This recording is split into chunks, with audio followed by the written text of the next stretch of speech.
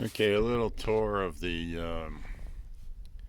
Wonderbar radio. This is a really cool invention. I think goes all the way back to the 40s or 50s.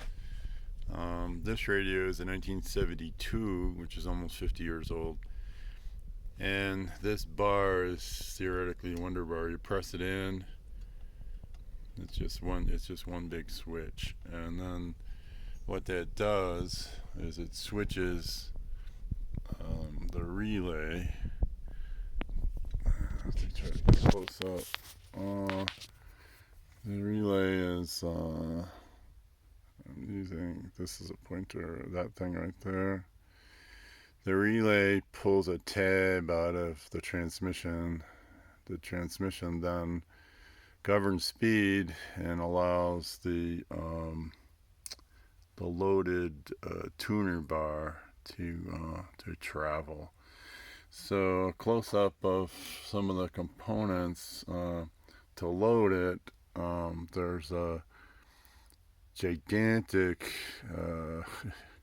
extremely powerful solenoid. This solenoid pulls the tuner bar, which we can't really see really well. It's that long bar down there.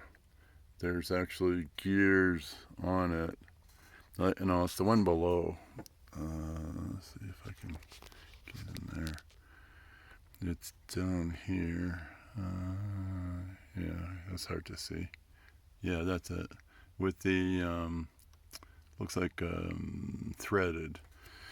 So when this relay pulls, it loads that, and then the relay allows the transmission, which is this little guy.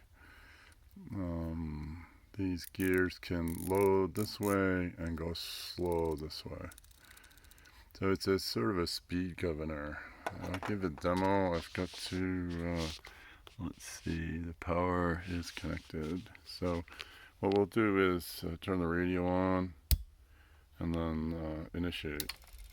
So it was already loaded. It moves the tuner dial across the face. It's kind of cool. It's an electromechanical marvel. Now this will keep going.